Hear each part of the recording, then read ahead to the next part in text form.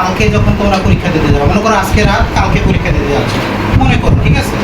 আজকে রাতে তোমাদের সর্বপ্রথম কাজ হবে আত্মসমর্পণ করা। তার কাছে? আল্লাহর কাছে।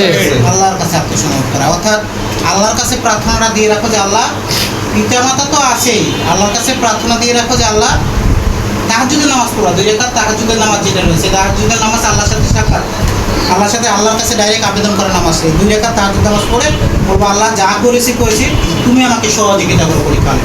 আর আল্লাহ যদি এই কথাটা কবুল করে ফেলে, তোমার মেধা নাই তো বলবে মেধা হাত কাজ করতেছে, লিখতেছে, কথা বুঝতে পারছো? একদম দেখবা যে তোমাদের বেসে স্যার কথাটা বলো, তোমাদের বেসে যে 1 2 3 4 রুল ওরা খারাপ করে ফেলেছে, না করুক আল্লাহ, ওরা খারাপ করে ফেলেছে, কিন্তু যা রুল ছিল 87 88, হ্যাঁ, এরাই দেখো ভালো রেজাল্ট করে ফেলেছে। এটা কি দোয়ার ফজিলতে। তো এটা কাজ করবা, এটা কাজ করার পর রাত্রিবেলায় তোমরা কি করবা, তোমার এডমিটটা, অরিজিনাল এডমিটটা, এই ফাইল আছে না, ফাইলের ভিতরে ঢুকিয়ে রাখো, যেন সকালবেলা উঠে হুড়মুড় করে খুঁজতে না হয়। একটা না 2 3টা কলম নিবা, কলম তোমার একটা লিখতে লিখতে ডিস্টার্ব দিচ্ছে, আর একটা কলম মনোযোগের কাছে চাচ্ছ না, বল পয়েন্ট 2 3টা রাখবা, খবরদার ওই ফাইলের ভিতরে কোনো জেল পয়েন্ট যেন না ঢুকে, কথাগুলো মনোযোগ সরে শোনো। এবং অন্য কোনো কাগজ, মোবাইল নাম্বার, এটা অন্য কোনো কাগজ ওই ফাইলের ভিতরে ঢুকাবো, চেক করে নিবা ফাইলটা, কথা বুঝতে পারছি? এক, এই যে অ্যাডমিট কার্ডটা তোমাদের আছে, এটার ফটোকপি 1 কপি বাসায় রেখে যাবে। যার মোবাইল নাম্বারটা সচেতন আছে, বাবা বা মা বা ভাই, এর নাম্বারটা মুখস্থ রাখবে। যদি কোনো সময় যেতে যেতে তোমার অ্যাডমিটটা হারিয়ে যায়, তাহলে ওই যে ফটোকপি অ্যাডমিট, এটা দিয়েও তুমি পরীক্ষা দিতে পারবে, তখন তৎক্ষণাৎ পারবে। কিন্তু যদি ফটোকপিটাও না থাকে, তাহলে কোনো মতে পরীক্ষা দিতে পারবে না।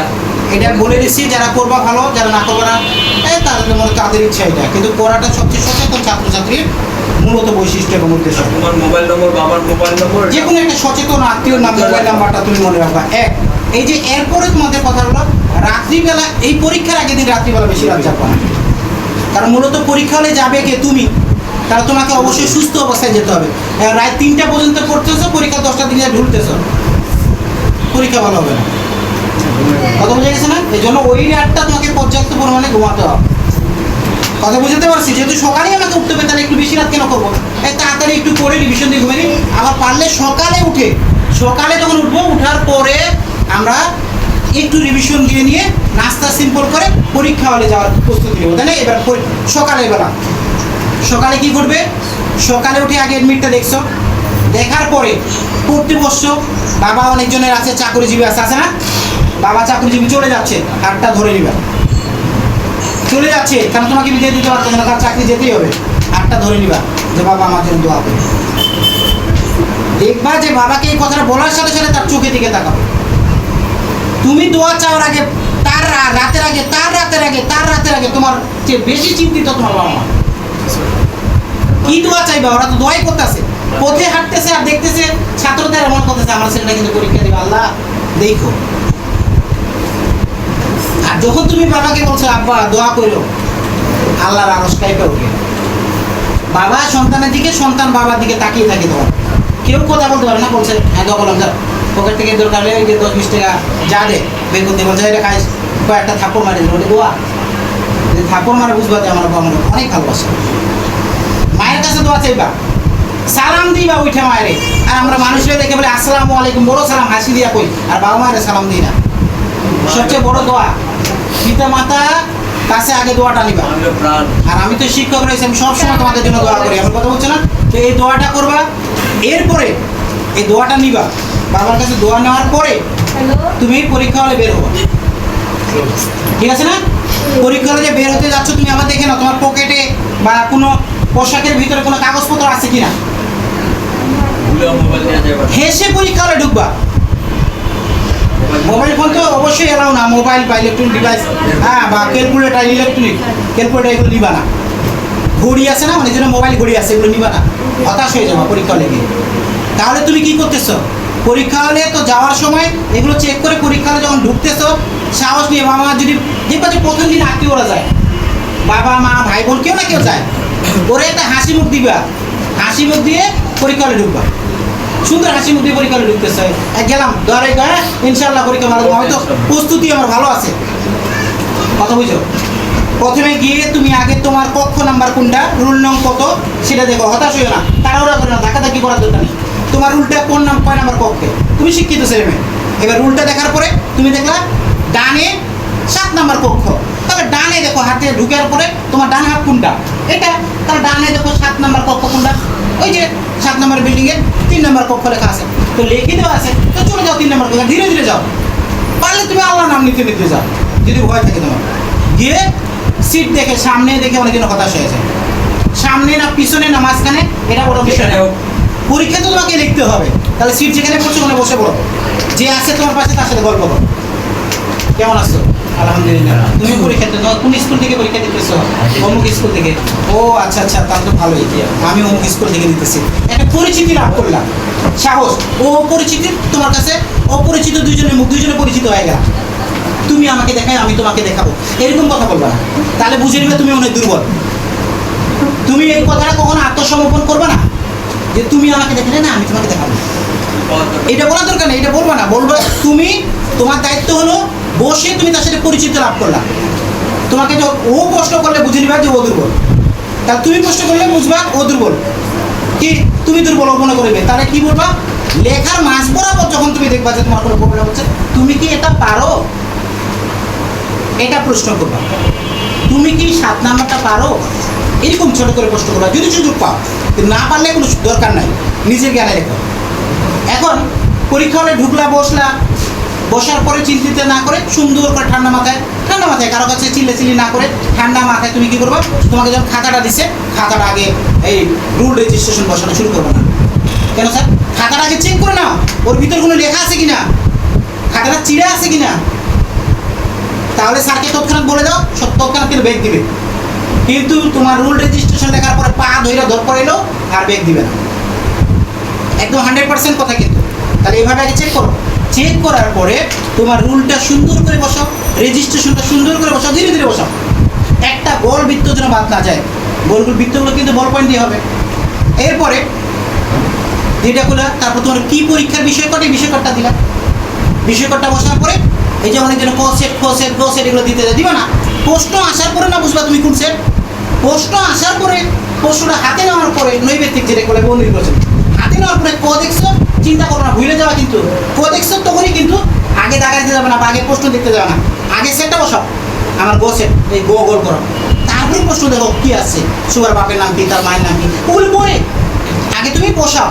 আর আগে অনেক যেটা প্রশ্ন পায় ওই সার্জিরা বলো চুমু দিয়ে দেওয়া শুরু করতে, এরকম করে, এটা না, এই চুমু না, ওটা সার্জিরা বুঝেছে যে ভক্তি যেটাকে বলা আছে, আল্লাহর কাছে চাওয়াই যেভাবে প্রশ্নটা নিয়ে আলতো ভাবে, তোমার চুমু শব্দ যেন ওর কাছে শব্দটা না হয়, অনেকজন এই শব্দটা না আসে, অনেকজন আমি দেখি পরিকল্পনা করা যাবে, কিন্তু এটা করা যাবে না, একটু আলতো ভাবে চুমু দিয়ে বুকে নিয়ে না, মানে জড়িয়ে আল্লাহ ভক্তি যেটাকে আল্লাহকে করার মতো এটা ভরসা করে, এই যে স্মরণ করে, তো এইভাবে নিয়ে প্রশ্নটা দেখো। এখন তোমার প্রশ্ন দেখার পরে তুমি কিন্তু হতাশ হবে না, 1 নম্বর প্রশ্ন দেখো যেটা তোমার কমন নাই, হতাশ হবে না, তুমি চলে যাবে 11 নম্বর প্রশ্ন, তোমার যেটা ভালো লাগে, তাহলে তুমি 11 নম্বরটা আগে লিখতে পারো। তো তুমি যেটা খুশি, তোমার যেটা ভালো লাগে আগে সেটা লিখবা, আর আগে যেটা পারো না সেটা ওর দেখার জন্য, এর দেখার জন্য চেষ্টা করতেছো, দরকার নেই, তুমি আগে কোনটা পারো সেটা লিখবা। অবশ্যই লিখবা কিভাবে, 1 নং প্রশ্নের কয়ের উত্তর দিয়ে আন্ডারলাইন করবা, আমি নীল কলম দিচ্ছি তোমাদের আন্ডারলাইন করার জন্য, এই নীল কলমটা ব্যবহার করে তুমি আন্ডারলাইন করবে। আন্ডারলাইন করার পরে 1 আঙ্গুল ফাঁকা রাখবা, তারপর লিখবা, এই যে আমি বলছিলাম, অনেকবারই বলছিলাম, সুবার গ্রামের নাম উত্তর চণ্ডীপুর, উত্তর চণ্ডীপুর, ভুল, পুরো কথাটা লিখতে হবে, সুবার গ্রামের নাম হলো চণ্ডীপুর, তাহলে 1 নাম্বার দিবে, নাহলে কিন্তু 1 নাম্বার পাচ্ছ না। কথা বলেছে, মমতাদির বয়স কত বছর, তোমরা লিখছো 23 বছর, উত্তর হয়েছে কিন্তু মার্ক দিতে পারবে না, লিখতে হতো মমতাদির বয়স হলো 23 বছর, তাহলে 1 মার্ক পাবে। খ নাম্বার লিখবা, 1 নং প্রশ্নের খয়ের উত্তর ওই পৃষ্ঠায় লিখবা, 1 পৃষ্ঠায় ক খ লিখবা, ক খ যেন অপর পৃষ্ঠায় না যায়, লেখার পরে তোমার হাতে লেখা 16 হইলে 1 পৃষ্ঠা গো, হাতে লেখা 16 হইলে 1 পৃষ্ঠা গো, তাহলে 3 পৃষ্ঠা একটা সীমান্ত তুমি শেষ করতেছো। আর যারা 20 মিনিটে 4টা পৃষ্ঠা লিখতে পারবা, প্রথম পৃষ্ঠায় ক খ, পরের পৃষ্ঠায় কি গ একটু দূরে যাবে 1.5 পৃষ্ঠার মতো, আর গ 1.5 পৃষ্ঠা, কয় পৃষ্ঠা হলো 4 পৃষ্ঠা, লিখলে 3, না যদি পারো বেশি তাহলে 4, এই 3 4 এর কম লিখবে না, 3 লিখলে প্রতিটা 3 পৃষ্ঠা করে লিখে যাবা, স্যার বলবে বাবা নিয়ম ভালোই আছে, এই দেখি তো 3 পৃষ্ঠা করে প্রত্যেকটা, তার মানে নিয়ম আছে, সৃজনশীলতা আছে। আর যদি 4 পৃষ্ঠা করো তাহলে 4 করে যাবে। তুমি দেখো 1 এ যদি 1 পাও, 2 যদি 1 পাও 2, ঘয়ে যদি তোমাকে 2 দেয় কত হলো 4, আর ঘয়ে যদি তোমাকে 4 এর মধ্যে 2 দেয় তবু কত 6, 6×5 30, 5টা সৃজনশীল যদি হাত দিতে পারো, 6 করে যদি পাও, 6×5 কত 30, আর নৈবেদিকে যদি পাইলে মনে করো তুমি 25, তা 55, কত সুন্দর মার্কে এগিয়ে গেলো একটা, মানে কম করে পেয়েও আমরা এগিয়ে গেলাম। আর যদি সৃজনশীল 5টা না দিতে হবে, ও আরও তো আছে, সরি আমার সংক্ষিপ্ত প্রশ্ন আছে তোমাদের 10টা, 10 দুগুণে 20 মার্ক, তো ওখানে মনে করো ওইখানে যদি তুমি মনে করো 20 মার্ক না পাই, 12 মার্ক আর 14 মার্ক পাইলা, তাহলে কত 55, আর এখানে 14 কত 70 মনে হয়, 69, সরি। তো এইভাবে কিন্তু তোমরা মার্কটা পেয়ে যাচ্ছ, এগিয়ে যাচ্ছ। এই 70 পাইলে তো এ গ্রেড, 80 পাইলে এ প্লাস, তাহলে আমরা কেন করবো না? এইভাবে দেখবো যে মার্কটা এগিয়ে যায় আমাদের, তাহলে আমরা এইভাবে লিখবো, হাই হুতাশ এর ওর দেখবো না। যদি মনে হয় যে কেউ সহযোগিতা করবে করবো, নাহলে নাই। কাটাকাটি করবো না পরীক্ষা হলে, কাটাকাটি করার দরকার নেই, যে কাটাকাটিটা করি আমরা, একটা ভুল গেছে একটা নেকেলে দেবো। আরেকটা কথা বলে দেন, অনেকে মনে করে যে আমি 11 নম্বর লিখলে, প্রথমে লিখলে 1 নম্বর, এরকম ছাত্রগুলো আছে। 11 নম্বর লিখলে 11 নম্বর প্রশ্ন উত্তর দিয়ে লেখে। হ্যাঁ, যত নাম্বার, মানে 11 নম্বর যদি তুমি লিখতে যাও, ওটা লিখতে 11 নং প্রশ্নের কয়ের উত্তর, 11 নং প্রশ্নের ক্ষয়ের উত্তর, এইভাবে লিখবা। একটু নিয়মাবলীর মনে মেনে লেখো, আর সময়টাকে কাজে লাগাবা। ওই যে ঘন্টা দিয়ে দিচ্ছে 15 মিনিট আছে, উমা আরো 2টা বাকি, এই তখন ওই লেখাটা আরো বিশ্রী হয়ে যায়। এরকম করে কিন্তু অনেকজন। তুমি টাইম মতো করো কাজটা, তুমি ঘড়ি দেখো, ঘড়ি নিয়ে যাবো অবশ্যই, সাধারণ ঘড়িগুলো।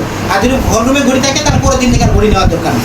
ওই ঘড়ি দেখে তুমি টাইম অনুযায়ী সৃজনশীল শেষ করবা, কোনো ভয় ভীতি নয়, সুন্দরভাবে লিখে। এখন পরীক্ষায় লেখা শেষ, লুজ নিবা, লুজ নাম্বারটা বসাবা, খেয়াল রাখবা কিন্তু। খাতায় এবার লুজ নাম্বার না বসালে ওই লুজটা নকল বলে বিবেচিত হবে। লুজ নাম্বারটা বসাবা, এরপর লুজ নাম্বার বসার পরে ওইটাকে যখন সেলাই করে নিবা, কিন্তু ওটা সেলাই করার জন্য আসে, সুন্দর করে সেলাই করে নিবা। এখন লুজ যদি 3-4টা লাগে, লুজ নং 1, লুজ নং 2, লুজ নং 3, লুজ নং 4, এভাবে লিখে রাখবা। তাহলে সিরিয়ালটা 30 সেকেন্ডে তুমি বেড়ে দিতে পারতেছো।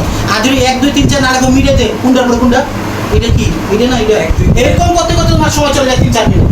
সুতরাং তুমি লুজ নেওয়ার উপরে 1, 2, 3, 4 করে লিখে রাখবা। এইভাবে লুজটা নিয়ে তুমি জয়েন করে দিবা, ঠিক আছে? এবং শেষে 5 মিনিটের দিকে আর লেখা না লিখে রিভিশন করবা, কোনো গুরুত্বপূর্ণ কথা বাদ দিছো না, যেটাতে গুরুত্বপূর্ণ কথা আছে ওটাকে তুমি লিখে দিবা, বা কোনো ভুল করছো নাকি। কথা বুঝতে পারছি? এই জিনিসগুলো খেয়াল করবা। আর ওর নৈবেদিক আর তোমার নৈবেদিক কিন্তু ক খ গ ছ একই না। নৈবেদিক প্রশ্নগুলো একই, কিন্তু ওর নাম 9 নম্বরে আছে একটা প্রশ্ন, আর তোমার 9 নম্বরে আছে আরেকটা প্রশ্ন। কথা বুঝতে পারছি? 30টা নৈবেদিক সবারই একই থাকে। তাহলে তুমি কি করবা? কারো যদি জিজ্ঞাসা করতে চাও কোনো সময়, যতই সিসিকে পারা থাকারই না, তাহলে সেই কাজটা হলো কি, তাকে প্রশ্নটা বলতে হবে। নৈবেদিক তোমার পাশে বলতে পারবে, এই যেমন বললাম মমতা খুব বয়স করছে, কত 23 বছর, তখন 23 পারবা। কিন্তু বলে যে 7 নাম্বারটা কত, 9 নাম্বার কত, এটা হবে না। যদি তোমার পাশে কসেট মিলে যায়, তাহলে আবার প্রশ্ন মিলে যাবে, প্রশ্ন এক হবে, ওর সাথে ক মিলবে, ওর সাথে খ মিলবে। কথা বুঝতে পারছি? এখন পরীক্ষা শেষ, খাতা জমা দিলা, বেরিয়ে আসতেছো। পরীক্ষা হলে তো নিয়ম দেখবা, পরীক্ষা হলে দেখবা যে আরও দেখবা যে অনেক সময় শিক্ষা মন্ত্রণালয় থেকে ইউনো আসে, হ্যাঁ, ভিজিট করতে আসে, তোমাদের দেখতে আসে। তো ওরা আসলেই কিন্তু একটু সচেতন হয়ে যাবে। ওই টাইমে যদিও তোমার ইম্পর্টেন্ট দেখতে আসলে কারোর দিকে তাকাবা না, তুমি নিজেই লিখবা বা প্রশ্নটা করবা দেখে। উনি চলে গেছে, তারপরে হিসাবটা হবে। উনি থাকা অবস্থায় মাথাও নড়াবে না, ঘাড়ও ঘুরাবে না। কিন্তু অবশ্যই কথা, হ্যাঁ, প্রবেশ একজন করবে, তবে প্রথমে 1-2 দিন, তারপর থেকে আসা যাওয়াটা অফ হয়ে যায় ধীরে ধীরে। তো এখানে এখন কথা বললাম, বের হওয়ার পরে বাবা মারা কিন্তু বাইরে থাকে, অনেকজনের গার্ডিয়ান বাইরে থাকে। ওনারা তোমার মুখ দেখে বুঝে ফেলবে তোমার পরীক্ষা কেমন হয়েছে। এমন জিনিস, এটা লোকাল কিছু না, এমন জিনিস যদি দেখে তোমার মনটা খারাপ, চোখ লাল হয়ে গেছে, এই বাইরে মন খারাপ করে বাইরে যেতেছে, বিশ্বাস করো ওদের হার্ট স্ট্রোকও করতে পারে, কারণ এই 3 ঘন্টা ওরা বাইরে তোমার অপেক্ষায় ছিল, আর আল্লাহ করতেছিল পরীক্ষা মনে ভালো লিখতেছে। আর যখনই তুমি বাইরে বা মা 7টায় দিছি, 5টায় দিছি, আলহামদুলিল্লাহ, কিন্তু তুমি 7টা দাওনি, 3টা দিছো। আইসে মারে বললাম আমি 7টায় দিছি, হ্যাঁ আলহামদুলিল্লাহ, খুশি করছো। এই যে মাকে যে মিথ্যা কথা বলে হাসাইছো, এই ওসিলাও তোমার পরীক্ষা ভালো হয়ে যাবে। কথা বুঝতে পারছো? এই যে মাকে হাসাইছো, আল্লাহ বলছে কি রে মিথ্যা বলে মারে হাসাইলো, যাও ওইটা রেজাল্ট ওইরকমই হবে। এই কাজগুলো করবা। আর মাকে বলবা হ্যাঁ কমন পড়েনি, 7 নাম্বারটা দেয়নি, ওই দিন থেকে তোমার মা বলবে তোর আর পরীক্ষা দেওয়া যাওয়া দরকার, তুই তো প্রথমটাই খারাপ করে ফেলাইছ। এটা একটা বিরক্তির প্রভাব চলে আসবে, প্রতিদিন রাইতে তোমার শুনতে হবে, পরে পরীক্ষাগুলো আরো খারাপ হবে। তুমি এক পরীক্ষা খারাপ করছো, পরে পরীক্ষা ভালো করো, ম্যাচিং করে রেজাল্ট আসবে। ফেল আসার সম্ভাবনা, তুমি অপশনালটা ভালো করো, তো বোর্ডে পাশে গেছে। এগুলো কথা বললাম। মনোযোগ সহকারে শুনে পরীক্ষা হলের এই নিয়মাবলীগুলো যেগুলো বললাম এগুলো মেনে চলবা। আর বেশি বললে বেশি ভয় হবে তোমাদের, এত কিছু ভয়ের কিছু নেই। তুমি যুদ্ধ করতে চাইলেও তো যারা যুদ্ধ করতে যারা ভয় করে যায় না, অস্ত্র নিয়ে যায় গুলি খেলে খামো, মরলে মরবো, তবু দুইটারে মারবো, এরকম চিন্তা করে যায়। আর টিচারদের সাথে ভালো আচরণ করবো। ওখানে স্যাররা যদি বলে, "এই শোনো স্যার যেটা কথা বলবো, শোনো হয় তুমি বসো", তখন বলবো, "স্যার আমি কি অপরাধ করছি এই কথা বলছো, তোমার পাশে লাগে থাকবে যতদিন পরীক্ষা করছো, তোর খবর একটা কথা বলছো, তোমার পিছনে সারও লাগাই দিবে"। স্যার আমি কেউ কিছু করি না, এইসব কথা বলবা না, বলবো না আমার তো দোষটাই স্যার, বলবো না তোমাকে বলছে মানে কিছু অপরাধ পাইছে, তখন বলবা সরি স্যার, এক্সকিউজ না স্যার। হ্যাঁ সরি স্যার, আর হবে না স্যার, এক্সকিউজ মি স্যার, দুঃখিত স্যার, বাংলায় বলে বলো দুঃখিত স্যার, আর হবে না। এই যে নম্রতা ভদ্রতা দেখাইছো, স্যার খুশি গেছে, আচ্ছা বসো বসো, মানে বুঝে নিচ্ছে এটা ভালো লোকের পড়া বা ভালো লোকের নয়, কথা বুঝতে পারছো? তো এইভাবে স্যার যে কথা বলবো, স্যারদের সাথে স্যাররা যখন দেখবে যেটা ভদ্র, তখন স্যারাই তোমাদের সুযোগ দিয়ে দেবে। ওনারা দেখবে যে ঘেটে দাঁড়ায় বলবে, "এই লেখো ভালো মতো লেখো, কিন্তু কথা বলো না, লেখো লেখো", মানে সুযোগ দিয়ে দেবে, সুযোগ দিবে। থাক আর না থাক, তোমার প্রস্তুতি হলো, তোমাকে তোমার প্রস্তুতি নিয়ে যাইতে হবে। আমার মনে হয় যে প্রশ্ন উত্তরগুলো তুমি লিখবা, উদ্দীপকেই গল্পের উত্তর আছে, স্যার বলে দিলে এই কথাটা, তুমি পারো না উদ্দীপকটা লিখে 2-3 লাইন ওই গল্পটা সম্পর্কে লিখো, তোমার 2-3 মার্ক হয়ে গেছে, আমাকে উদ্দীপক দেখে টাচ দেখে টু মার্ক সব লিখে দিই। লিখলেই মার্ক পাবা। কিন্তু খাতা নম্বরটা আমরা এক টিচার কাটতেছিল যে কি ব্যাপার, এর আমি আর এর 4 মার্ক দেবো, এর জন্য একটা গানও লিখে দিত, 20 টাকা আমি মার্ক দিয়ে দিতাম, ওই জন্য একটা গানও লিখে দিত, কিন্তু আমার কপাল দুর্ভাগ্য, আমি তাকে মার্ক দেওয়ার মতো জায়গা পাচ্ছি না, কারণ সে খাতাগুলো সাদা সাদা রেখে গেছে। তাহলে তুমি উদ্দীপকটা তুলে দাও, স্যাররা কান্দে তোমার রেজাল্ট পাস করার জন্য, উদ্দীপকটা তুলে দিবা, উদ্দীপক তোলার পরে তোমার ওই গল্পের 2-3 লাইন কথা ম্যাচিং করে লিখবা, হয়ে গেছে। এখানে তো কোনো মুখস্থ বিদ্যা কাজে লাগবে না, পাঁচটা কেউ আসে যেন না বলো আমি 4টা দিচ্ছি, 5টাই দিবা, টাইমলি ভাগ করে দিবা, যেভাবে পারবে। আর তোমাদের প্রতি আমার অফুরন্ত দোয়া রইল, কারো মুক্তির জন্য এবার না শুনি স্যার আল্লাহরে আমি এক সাবজেক্ট খারাপ করছি, আল্লাহ যেন এই শব্দটা আমার না শোনা। এই কয়েকদিন আমরা পড়বো মন দিয়ে, প্রতিজ্ঞা করি, একদম প্রতিজ্ঞা করি। সব কিছু বাদ। এই 2 মাস কোনো বন্ধু-বান্ধব কেউ যদি পরীক্ষার আগের রাতে পড়ে যায়, কষ্ট করে, আল্লাহ এই ওসিলায় ওদেরকে ভালো রেজাল্ট করাবে। তুমি 2 বছর কি অবহেলা দিছো, সে অবহেলা বাদ দিয়ে 2 মাস বাবা মায়ের উপহার দাও, পড়া। ঠিক আছে, ধন্যবাদ সবাইকে।